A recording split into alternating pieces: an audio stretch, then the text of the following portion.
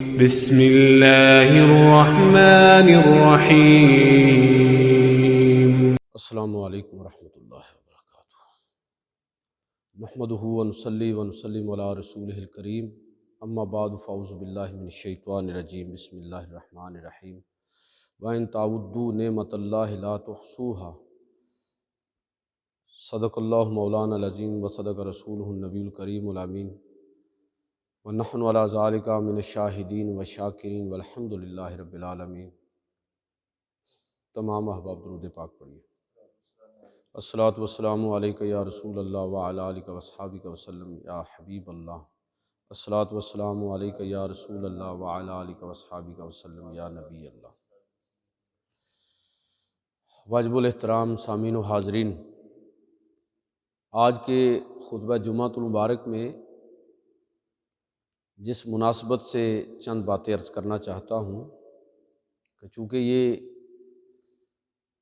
سن 2021 کا آج آخری دن ہے اور عیسوی کیلنڈر کے مطابق یہ سال کا اختتام ہے، اور آپ دیکھیں کہ اخبارات میں، الیکٹرانک میڈیا، سوشل میڈیا نئے سال کی سیلیبریشن کے حوالے سے ہر طرف ہنگامہ برپا ہے، خاص طور پر مغربی دنیا اور اسی کے زیر اثر عالم اسلام میں بھی اس وقت اس موقع کو سیلیبریٹ کرنے کے لیے، خوشی منانے کے لیے لوگ اہتمام کر رہے ہیں۔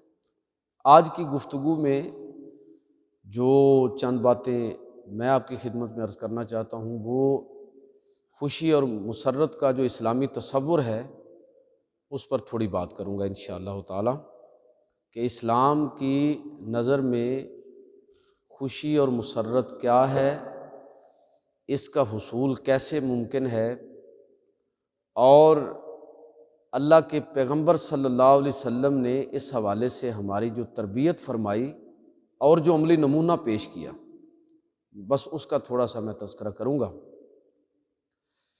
یہ اس میں تو کوئی شک نہیں ہے کہ اس دنیا کے اندر ہر شخص جو ہے وہ خوشی کی تلاش میں ہے، اور یہ بھی حقیقت ہے کہ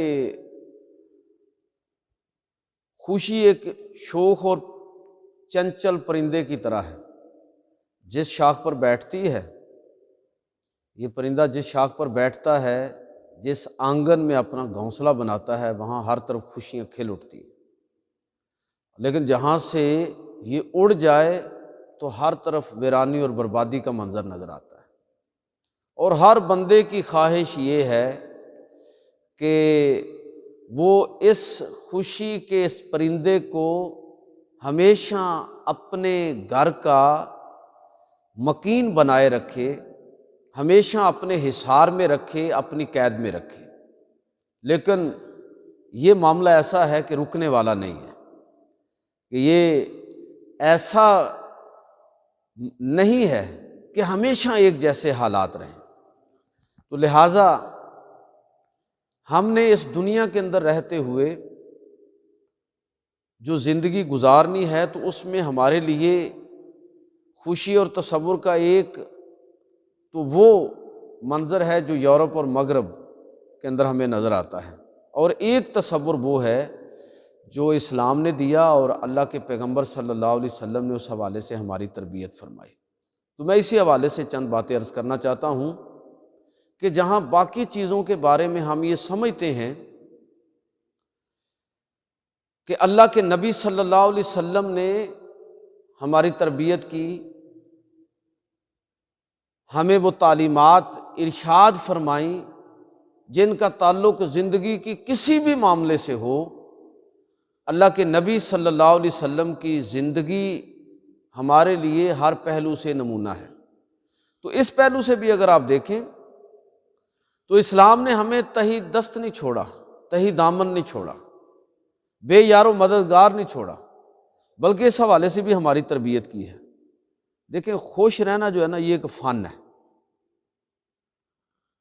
اور اس فن کو بھی سیکھنا چاہیے۔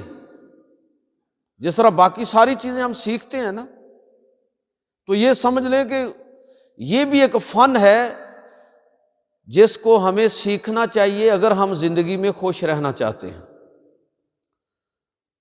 اور اللہ کے پیغمبر صلی اللہ علیہ وسلم نے یہ فن ہم کو سکھایا ہے۔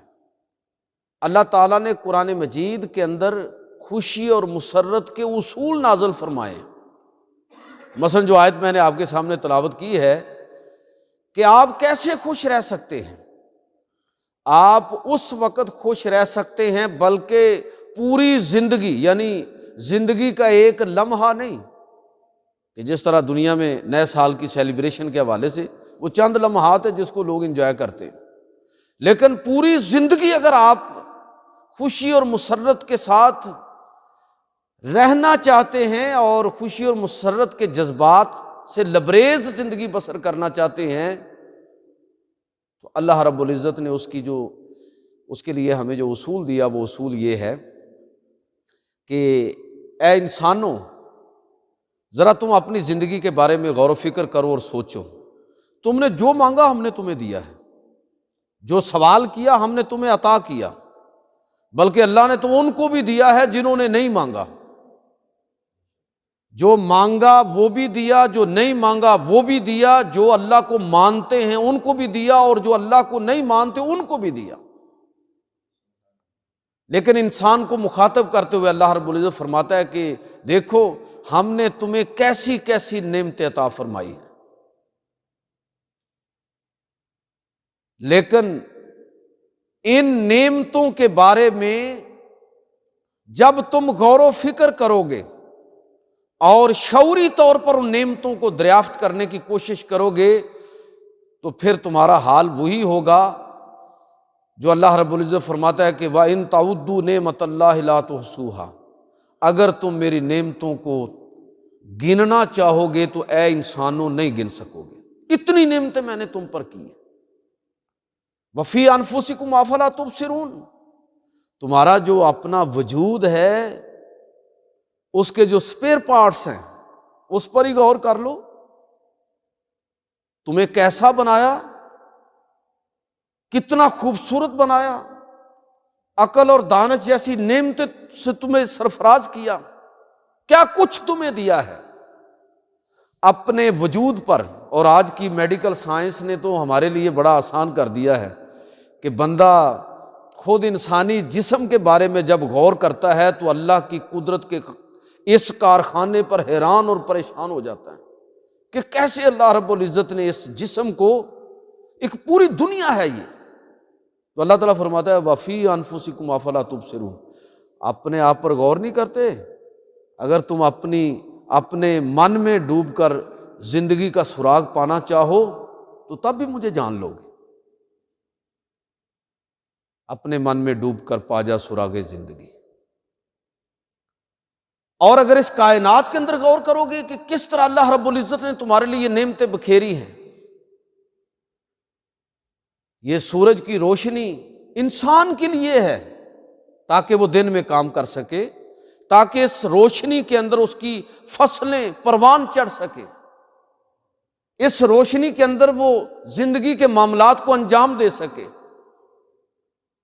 رات کو چاند اس لیے چمکتا ہے اور تارے اس لیے آسمان کو منور کرتے ہیں تاکہ انسان کی اس سے نفسیاتی تسکین ہو سکے۔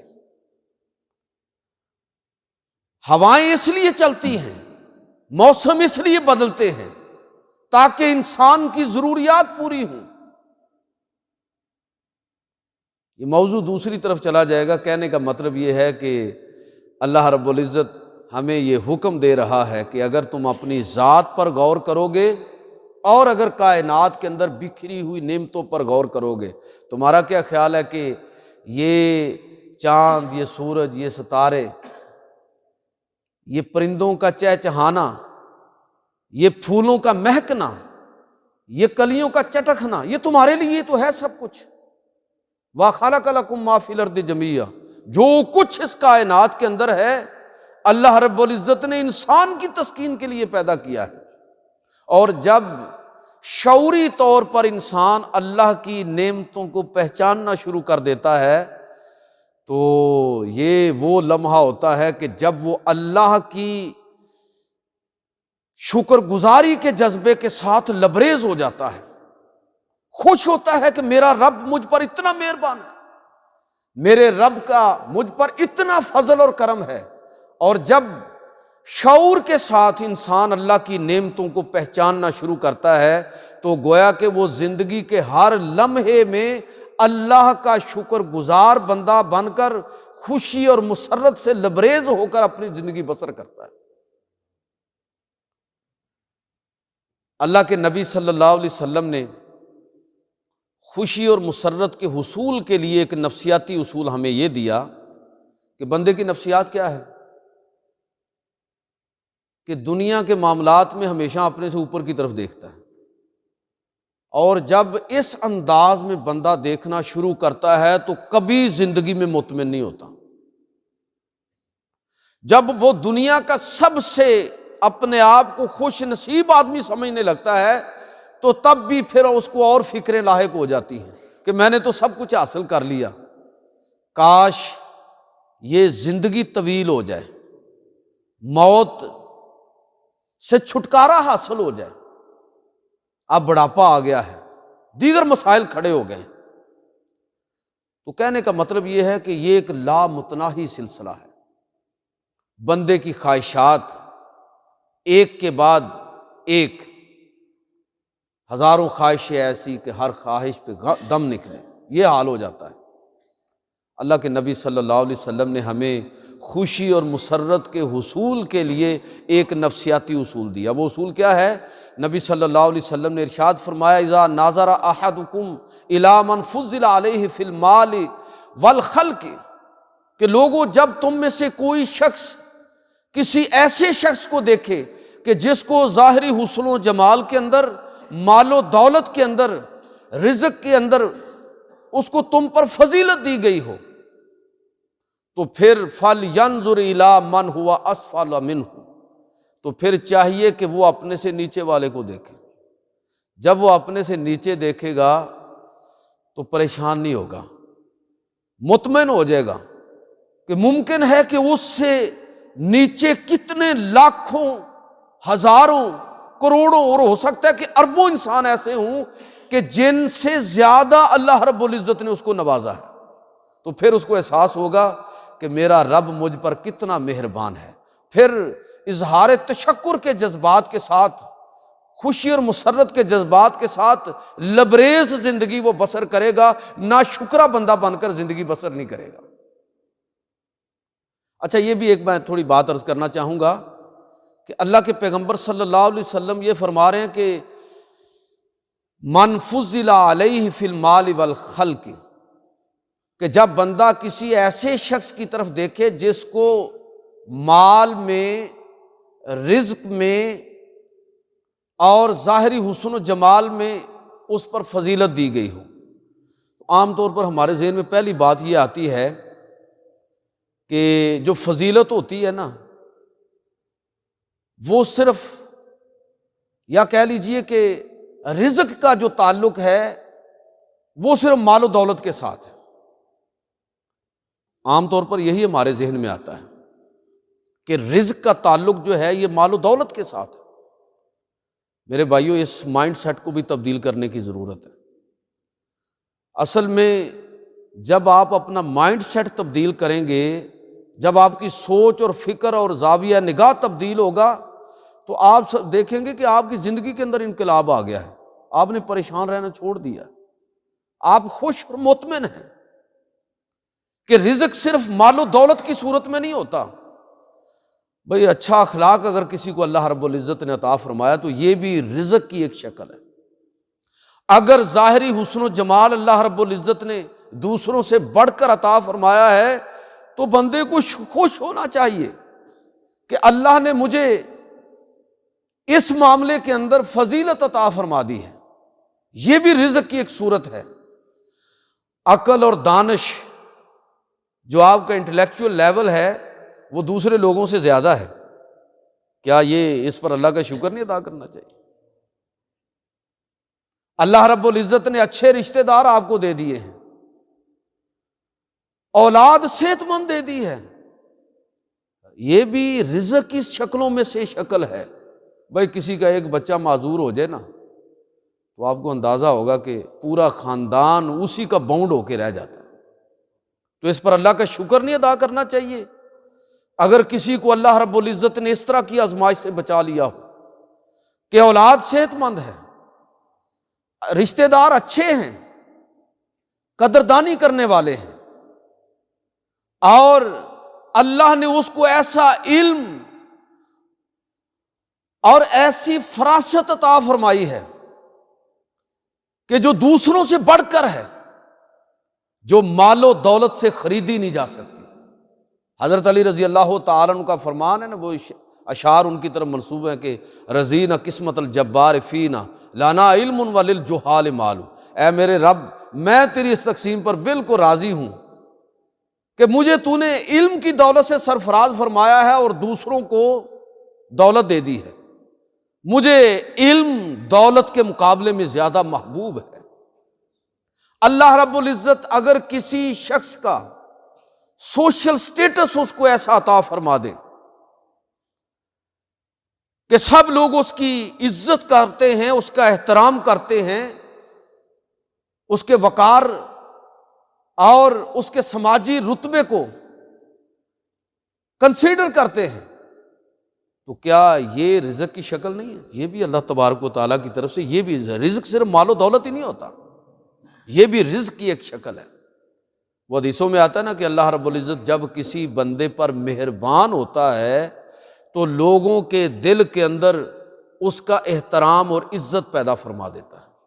بھائی اس پر اللہ کا شکر ادا کرنا چاہیے کہ اللہ نے آپ کو اپنے گھر کے اندر عزت دی ہے۔ لوگوں کی گھر میں عزت نہیں ہوتی، خاندان کے اندر عزت دے دی ہے، محلے، ٹاؤن، شہر، ملک، ملت، اللہ رب العزت نے آپ کو عزت عطا فرمائی ہے۔ تو میرے بھائیو، اس چیز کو بھی سمجھنے کی ضرورت ہے کہ اصل میں رزق جو ہے یہ ہم سمجھتے ہیں کہ شاید یہ مال و دولت کا نام ہے۔ رزق ان ساری چیزوں کا نام ہے کہ اللہ رب العزت نے، یہ بھی رزق کی ہی مختلف شکلیں ہیں کہ اللہ رب العزت نے کسی کو اچھا اخلاق دے دیا ہو، ظاہری حسن و جمال سے سرفراز فرما دیا ہو، عقل و دانش دوسروں سے بڑھ کر عطا فرمائی ہو، اچھے دوست اور رشتہ دار عطا فرما دیے ہو، صحت مند اولاد عطا فرمائی ہو، نفع بخش علم سے نوازا ہو، برکت والی عمر عطا فرمائی ہو، ذہنی سکون اور مسرت اس کو نصیب ہو۔ یہ ساری شکلیں کیا ہیں؟ یہ ساری کی ساری شکلیں جو ہیں وہ رزق کی شکلیں ہیں۔ تو اللہ رب العزت نے اگر انسان کو مال و دولت نہیں دیگر اس صورتوں کے اندر اپنا فضل و کرم فرمایا ہو تو اس کو بھی یاد رکھنا چاہیے، اس کو بھی ذہن میں رکھنا چاہیے۔ اب آپ کا جب مائنڈ سیٹ تبدیل ہوگا تو سمجھ لیجئے کہ آپ کو خوش رہنے کے ایک نہیں ہزاروں بہانے مل جائیں گے۔ صرف 31 دسمبر کی رات 12 بجے کا ٹائم ہی آپ کے لیے خوشی اور مسرت کا باعث نہیں ہوگا۔ آپ تلاش کر لیں گے، یار ایک نہیں 20 ایسے مواقع ہیں کہ جن کو کنسیڈر کریں اگر آپ تو زندگی ساری کی ساری خوشیوں سے لبریز ہو جائے۔ تو میں جو بات عرض کرنا چاہتا ہوں وہ یہ ہے کہ اللہ کے رسول صلی اللہ علیہ وسلم نے ہماری اس انداز میں تربیت فرمائی کہ اگر تم یہ دیکھو کہ کسی کو مال و دولت کے اندر تم پر فضیلت دی گئی ہے تو ایک تو یہ بات کہ شعوری طور پر سمجھیں کہ رزق صرف مال و دولت کی صورت میں نہیں، اس کی اور بھی بڑی شکلیں۔ اور دوسری بات کہ اپنے سے جب نیچے دیکھو گے، اگر مال و دولت کو ہی دیکھنا ہے تو تب بھی جب تم نیچے دیکھو گے تو تمہیں اطمینان نصیب ہے، تم اس پر خوش ہوگے کہ اللہ نے تم پر بہت ساروں کی نسبت بڑا فضل اور کرم فرمایا۔ شیخ سعدی رحمۃ اللہ تعالیٰ کا بڑا ایک خوبصورت واقعہ ہے کہ وہ ایک سفر میں تھے، ویسے زیادہ تر انہوں نے زندگی کا عرصہ سفر میں گزارا۔ مشہور ان کی 2 کتابیں گلستان اور بوستان۔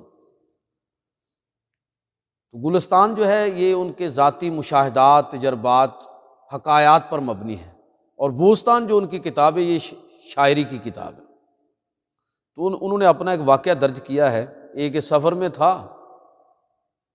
تو سفر طویل ہو گیا، پردیس، زاد راہ ختم، لباس پھٹ گیا، بھوک اور پیاس کی شدت ہے، جوتا بھی ٹوٹ گیا، یعنی زاد راہ بھی ختم ہو گیا اور باقی معاملات بھی سارے کے سارے تکلیف دہ ہو گئے۔ تو کہتے ہیں کہ میرے دل میں یہ خیال آیا کہ بہت بری حالت ہے اس وقت میری، مجھ سے بھی زیادہ کوئی بد نصیب ہوگا۔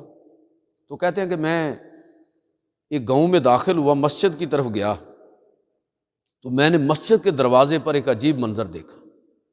میں تو اللہ سے اس بات پر شکوہ کر رہا تھا کہ میرے پاس زاد راہ ختم ہو گیا ہے، میرے پاس لباس خریدنے کے لیے کچھ باقی نہیں، لباس پھٹ گیا ہے، جوتا ٹوٹ گیا ہے اور پردیس ہے۔ میں تو یہ شکوہ اپنی زبان پر لا رہا تھا، لیکن میں نے وہاں دیکھا کہ ایک آدمی مسجد کے دروازے پر پڑا ہوا ہے، اس کے نہ ہاتھ ہے نہ پاؤں ہے۔ وہ کہتے ہیں کہ میں اسی وقت اللہ کی طرف میں نے رجوع کیا کہ اے میرے رب، تیرا شکر ہے، جوتے نہیں تو کیا ہوا، میرے پاس چلنے کے لیے پاؤں تو ہیں، اس کے تو پاؤں ہی نہیں ہیں۔ تو میرے بھائیو، جب انسان ان لوگوں کو دیکھتا ہے جن کی نسبت اس پر اللہ کا زیادہ فضل ہے، تو پھر وہ اللہ کا شکر گزار ہوتا ہے، خوشی اور مسرت کے جذبات سے لبریز ہوتا ہے۔ تو اللہ رب العزت ہمیں اپنی نعمتوں کی طرف توجہ دلاتا ہے کہ جب کوئی انسان ان نعمتوں کو شعوری طور پر دریافت کرے گا تو پھر وہ اللہ کے ہر فضل اور کرم پر ہمیشہ خوش بھی ہوگا، مطمئن بھی ہوگا۔ جس طرح میں نے عرض کیا کہ خوش رہنا جو ہے نا ایک فن ہے، اور زندگی میں یہ فن ہمیں سیکھنا چاہیے، اور اللہ کے پیغمبر صلی اللہ علیہ وسلم نے خوش رہنے کا فن ہمیں سکھایا ہے۔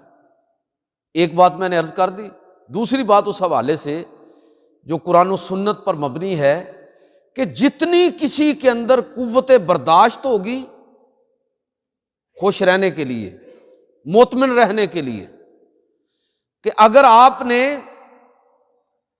اختلاف رائے کو برداشت کرنا سیکھ لیا ہے، غصے پر قابو پانا سیکھ لیا ہے، تو آپ مطمئن ہو جائے کہ آپ ایک خوشگوار زندگی گزار سکتے ہیں۔ ہمارا مسئلہ، بڑا مسئلہ کیا ہے کہ ہمارے لوگوں کے اندر اختلاف رائے کو برداشت کرنا ہی نہیں ہے، ممکن ہی نہیں ہے۔ عدم برداشت اس درجے بڑھ گئی ہے کہ آپ اختلاف رائے، یہ جو ہماری مسجدیں ہیں، میں اکثر ذکر کرتا ہوں، یہ کیوں ہم الگ الگ بناتے ہیں بھلا مسجد؟ یہ دیوبندیوں کی مسجد ہے، یہ بریلویوں کی ہے، یہ شیعوں کی ہے، یہ اہل حدیثوں کا ان کی مسجد ہے۔ یہ اس لیے ہے کہ اختلاف رائے برداشت ختم ہوگی لوگوں کے اندر، تھوڑا سا اختلاف ہوا، مسجد الگ بنا لی۔ اگر یہ اختلاف دور اول میں بھی اسی طرح ہوتا تو یہ آپ کو کتابوں کے اندر امام ابو حنیفہ رحمۃ اللہ تعالی علیہ کے بارے میں آتا ہے کہ وہ جب کسی مسئلے کو ڈسکس کرتے اپنی مجلس کے اندر تو یہ لمبی بحث چلتی، ایسا موقع کم آتا کہ فوری طور پر سارے لوگ متفق ہو جاتے، دلائل کا طویل تبادلہ ہوتا تھا، اس کے بعد جا کے کہیں اتفاق ہوتا تھا، اور بسا اوقات اتفاق بھی نہیں ہوتا تھا۔ تو پھر یہ امام صاحب یہ نہیں کہتے تھے کہ چونکہ تمہارا اور ہمارا اختلاف ہے لہٰذا تم اپنی الگ مجلس بنا لو، یا اپنا الگ مسجد بنا لو، یا اپنا الگ مسلک کھڑا کر لو، ایسا نہیں ہوتا تھا۔ بلکہ فقہ کی کتابوں کے اندر یہاں تک لکھا ہوتا ہے کہ اس مسئلے میں امام ابو حنیفہ کا یہ کہنا ہے، امام محمد کا یہ کہنا ہے، امام قاضی ابو یوسف کا یہ کہنا، اور امام ظفر کی رائے ان سے مختلف ہے۔ تو یہ اختلاف رائے، جب اختلاف رائے کو برداشت کرنا آپ سیکھتے ہیں تو گویا کہ یہاں سے ہی خوشی اور مسرت کا آغاز ہوتا ہے۔ آپ گھر کے اندر رائے کے اختلاف کو برداشت نہیں کریں گے، گھر تباہ کر دیں گے۔ آپ سوسائٹی کے اندر اختلاف رائے کو برداشت نہیں کریں گے، غصے پر قابو پانا نہیں سیکھیں گے، آپ تباہ کر دیں گے سب کچھ۔ آپ زندگی میں کبھی خوش نہیں ہو سکتے، اس لیے کہ آپ کے اندر تو برداشت ہی نہیں ہے۔ آپ کے اندر تو صبر ہی نہیں ہے، حوصلہ ہی نہیں ہے، آپ تو اپنے غصے پر قابو ہی نہیں پا سکتے۔ اسی لیے اللہ کے پیغمبر صلی اللہ علیہ وسلم نے فرمایا تھا کہ پہلوان وہ شخص نہیں ہے جو کسی کو بچھاڑ دے، پہلوان وہ شخص ہے کہ جو غصے کے وقت اپنے غصے پر قابو پانا سیکھ لیتا ہے، وہ شخص اصل میں طاقتور ہے اور وہ شخص پہلوان ہے۔ وہ جیت جائے گا ہر جگہ پر، وہ ہر میدان کے اندر کامیاب ہوگا، وہ زندگی کو انجوائے کرے گا، وہ خوش رہے گا، وہ مطمئن رہے گا، وہ رد عمل کی نفسیات کے اندر نہیں جیے گا کہ کسی نے اچھا سلوک کیا تو اس نے بھی اچھا کر دیا۔ وہ اللہ کے نبی صلی اللہ علیہ وسلم کی ایک حدیث ہے کہ آپ نے ایک موقع پر صحابہ سے فرمایا کہ بدترین آدمی وہ ہے جو اپنے ماں باپ کو گالی دیتا ہے۔ تو صحابہ نے عرض کیا اللہ کے رسول کیا کوئی شخص اپنے ماں باپ کو بھی گالی دیتا ہے؟ آپ نے فرمایا ہاں، جب کوئی تمہارے ماں باپ کو، تم کسی کے ماں باپ کو گالی دیتے ہو اور وہ تمہارے ماں باپ کو گالی دیتا ہے، تو یہ اصل میں رد عمل کی نفسیات کا اظہار کوئی آدمی کرتا ہے۔ اگر کسی نے گالی دی ہے تو گویا کہ وہ اپنے والدین کو اب وہ اگلا آدمی برداشت نہیں کر سکا تو اس نے ادھر گالیاں دینی شروع کر دی۔ تو یہ جو اس طرح کا ماحول بنے گا تو یہ ماحول وہ ہے کہ جو سوسائٹی کے امن اور سکون کو تباہ و برباد کر دے گا، خوشی اور مسرت روٹ جائے گی۔ جس معاشرے کے اندر برداشت نہیں ہوتی، صبر نہیں ہوتا، اختلاف رائے کو برداشت کرنے کا حوصلہ نہیں ہوتا، بھئی ایک بات مجھے 30-35 سال کے دوران سمجھ آئی ہے اور میری توقع کیا ہے کہ اگلا بندہ میری بات سنتے ہی مجھ پر ایمان لے آئے۔ اللہ تعالیٰ ہدایت عطا فرمائے، ایسا نہیں ہوتا۔ ایک بات سمجھنے میں آپ نے طویل عرصہ صرف کیا ہے، اگلے آدمی کو بھی موقع دے دیں، آپ اس کو بات پہنچا دیں اور بس سائڈ پر ہو جائیں، آپ کا فرض پورا ہو گیا۔ پیغمبروں کو بھی اللہ رب العزت نے یہ اتھارٹی نہیں دی کہ وہ لوگوں سے اپنی بات منوائیں۔ پیغمبروں کو بھی یہی حکم ہے کہ تمہارا کام میرا پیغام انسانوں تک پہنچا دینا ہے اور اس کے بعد برداشت کرو، پیچھے ہٹ جاؤ۔ اگر کوئی مانے گا تو ٹھیک، نہیں مانے گا تو وہ اپنے انجام کا خود ذمہ دار ہوگا۔ آپ کا کام بار بار بات کو پہنچانا ہے، منوانا نہیں ہے۔ یہ اس کا مطلب یہ ہوا کہ پیغمبروں کی سیرت سے بھی ہمیں یہ سبق ملتا ہے۔ اور آج کے موضوع کی مناسبت سے جو میں بات عرض کرنا چاہتا ہوں کہ خوشی اور مسرت کا سوسائٹی کے اندر ماحول کب بنے گا؟ جب آپ برداشت اپنے اندر پیدا کریں گے، اپنے اندر حوصلہ پیدا کریں گے۔ اگر کوئی آپ کی رائے سے متفق نہ ہو تب بھی اس کو آپ پورا حق دیں گے کہ وہ اسی گھر کے اندر عزت، احترام اور وقار کے ساتھ رہے۔ اب یہ میاں بیوی کے درمیان لڑائی کیوں ہوتی ہے؟ یعنی خوشی اور مسرت کا موضوع ہے نا، تو میں اسی مناسبت سے بات کر رہا ہوں کہ کسی مرد کو وہ اپنی مردانگی کس میں سمجھتا ہے؟ مرد اسی میں سمجھتا ہے کہ ہر حال میں میری زوجہ محترمہ کو میری بات ماننی چاہیے، بھلے سے وہ بات غلط ہی کیوں نہ ہو۔ بھائی اس کو بھی حق دے دیں، اولاد کو بھی حق دے دیں بات کرنے کا، ان کی بھی بات سنیں۔ آج اولاد اور والدین کے درمیان یہ موضوع اس وقت نہیں ہے، لیکن بہت سارے مسائل پیدا ہو رہے ہیں، اس میں دونوں طرف سے مسائل ہیں۔ صرف اولاد پر ہی لعنت بھیجنا کافی نہیں ہے کہ یہ گستاخ ہو گئے ہیں، ایسے ہو گئے ہیں، والدین کو بھی سوچنا چاہیے اس میں ان سے کہاں پر غلطی ہو رہی ہے۔ اللہ کے نبی صلی اللہ علیہ وسلم امام حسن اور امام حسین سے بھی مشورہ فرما لیتے تھے، اور آپ دیکھیں کہ حضور کے وصال کے وقت ان کی کل عمر کتنی تھی؟ یہی 5-6 سال۔ ان کے مشورے کی، اللہ کے نبی کے مشورے کے سامنے یا آپ کی رائے کے سامنے کیا اہمیت ہوگی؟ لیکن اس کا مطلب یہ ہے کہ گھر کے اندر اس انداز میں جب دوسرے کی رائے کو آپ اہمیت دیتے ہیں، اس کا پروٹوکول کرتے ہیں، تو گھر خوشیوں سے بھر جاتا ہے۔ میں کہنا یہ چاہتا ہوں کہ میرے بھائیوں، ہم لوگ خوش رہ سکتے ہیں، لیکن یہ کسی نے باہر سے آ کے خوشی نازل نہیں کرنی۔ یہ ہم نے خود ہی طے کرنا ہے کہ ہم نے خوش رہنا ہے۔ اور کیسے رہنا ہے؟ میں نے عرض کر دیا کہ جو شخص اپنے غصے پر قابو پانا سیکھ جاتا ہے اسے خوش رہنا بھی آ جاتا ہے۔ جو شخص اختلاف رائے کو برداشت کرنا سیکھ لیتا ہے، دوسرے کی رائے کو بھی نہ ماننے کے باوجود اہمیت دینا شروع کر دیتا ہے، وہ شخص زندگی میں خوش رہ سکتا ہے۔ اور اس کا مطلب یہ ہوا کہ میں اور آپ ہم سب خوش رہ سکتے ہیں اگر ہم اپنی بعض معاملات کے اندر اپنی تربیت خود کریں۔ یہ دوسروں نے ساری تربیت نہیں کرنی ہوتی، میں اور آپ اپنی تربیت خود کریں۔ جب ہم یہ سمجھ لیں، قسمت کا ہر معاملے میں رونا نہ روئیں۔ وہ حدیث شریف میں آتا ہے نا کہ جامع ترمذی کی حدیث ہے کہ اللہ کے پیغمبر صلی اللہ علیہ وسلم نے ارشاد فرمایا کہ جو کچھ اللہ نے تمہارے لیے مقرر کیا ہے اگر تم اس پر راضی ہو جاؤ تو تم غنی ترین آدمی ہو جاؤ گے۔ یہ غنی ہونا کیسے ہے؟ اگر آپ دیکھیں، میرے اور آپ کے ذمے جو ہے وہ محنت کرنا ہے، کوشش کرنا ہے۔ اگر وہ چیز ہمیں حاصل نہ ہو جو ہم چاہتے ہیں تو یہ سمجھ لیں کہ اللہ کو ایسا ہی منظور ہے۔ جب قسمت کے قسمت پر رونا دھونا چھوڑ کر ہم محنت کے بعد اللہ کی رضا پر راضی ہونا سیکھ لیتے ہیں تو خوشی کا طریقہ اور خوش رہنے کا طریقہ ہمیں سمجھ آ جاتا ہے۔ جب ہم یہ سمجھ لیتے ہیں کہ میں نے کامیابی حاصل کرنی ہے لیکن کسی دوسرے شخص کے حق کی قیمت پر نہیں، دوسرے کا حق مار کے جو خوشی آپ لیں گے پوری زندگی مطمئن نہیں ہوں گے۔ اور میں کہتا ہوں کہ جو لوگ میرٹ سے ہٹ کر کوئی مقام اور عہدہ حاصل کر لیتے ہیں پوری زندگی اپنے ضمیر کے مجرم بن جاتے ہیں، اپنی نظروں میں گر جاتے ہیں، لوگوں کی نظر میں ان کی عزت باقی نہیں رہتی۔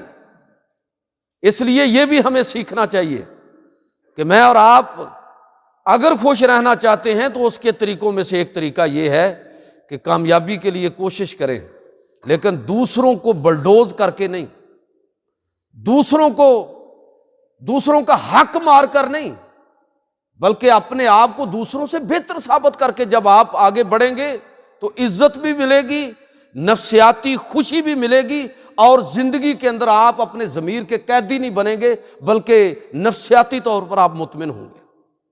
اور یہ بات بھی ہمارے ذہن میں رہے کہ قرآن و سنت کا مطالعہ کرتے، چونکہ وقت کم ہے میں چند باتیں اصول کے طور پر عرض کر دیتا ہوں، اب ان کی تفصیلات کا وقت نہیں ہوگا، کہ اگر میں اور آپ زندگی میں خوش رہنا چاہتے ہیں اور زندگی خوشی اور مسرت کے جذبات سے لبریز ہو کر گزارنا چاہتے ہیں تو پھر میرے بھائیوں قرآن و سنت کی روشنی میں ان اصولوں کو دریافت کریں جو میں نے آپ کی خدمت میں عرض کیا ہے۔ اور ان کا خلاصہ اگر میں یہ عرض کروں تو پہلی بات یہ ہے کہ ہمیشہ پازیٹیو اپروچ رکھیں، اپنی مثبت سوچ رکھیں۔ کبھی غور کیا ہم نے کہ کیوں قرآن کہتا ہے کہ ایکم والظن، لوگوں بدگمانی سے بچو؟ تربیت کیا کیا ہے ہماری اسلام نے؟ بھائی ہر بندے کو ولی اللہ سمجھو، سیدھی سیدھی بات ہے، ہر بندے کو ولی اللہ سمجھو جب تک کہ وہ یہ ثابت نہ کر دے اپنے کردار کے ذریعے، اپنی بد کرداریوں کے ذریعے کہ وہ ایک اچھا آدمی نہیں ہے۔ مجھے اور آپ کو حق نہیں ہے کہ ہم کسی آدمی کے بارے میں برا گمان رکھیں، ہمیشہ اچھا سوچیں، برے ترین حالات میں بھی اپنا مائنڈ سیٹ تبدیل کرتے ہوئے اچھے انداز میں سوچنا شروع کر دیں۔ یقین جانیے کہ آپ کا جب مائنڈ سیٹ تبدیل ہوگا آپ کی زندگی تبدیل ہو جائے گی۔ آپ دیکھیں کہ یہ جس ماحول میں اس وقت ہم رہ رہے ہیں، مہنگائی نے لوگوں کی کمر توڑ دی ہے، لوگوں کا برا حال ہے۔ اس برے حال کے اندر بھی اگر میں اور آپ چاہیں تو اس انداز میں بھی سوچ سکتے ہیں کہ یار جو آج ہمیں میسر ہے یہ ہمارے باپ دادا کو تو میسر نہیں تھا، یہ تو ماضی کے بڑے بڑے لوگوں کو بھی یہ سہولیات میسر نہیں تھی۔ یہ جو پہناوا آج ہمیں نصیب ہے، جو کپڑے ہمیں نصیب ہیں، تو ہم نے تو اپنے باپ دادا کو دیکھا ہے کہ لڑکا جس لباس کے اندر شادی کے لیے جاتا تھا، اگر آپ پرانے لوگوں کو کچھ یاد ہو تو وہ جو لباس ہوتا تھا نا شادی والے دن کا، وہ پھر جب بھی اس نے سسرال جانا نا وہی پہنتا تھا، اس لیے کہ اتنے کپڑے نہیں ہوتے تھے۔ آج آپ کتنے کپڑے میرے اور آپ کے پاس موجود ہیں، کیسی کیسی سواریاں ہمیں میسر ہیں۔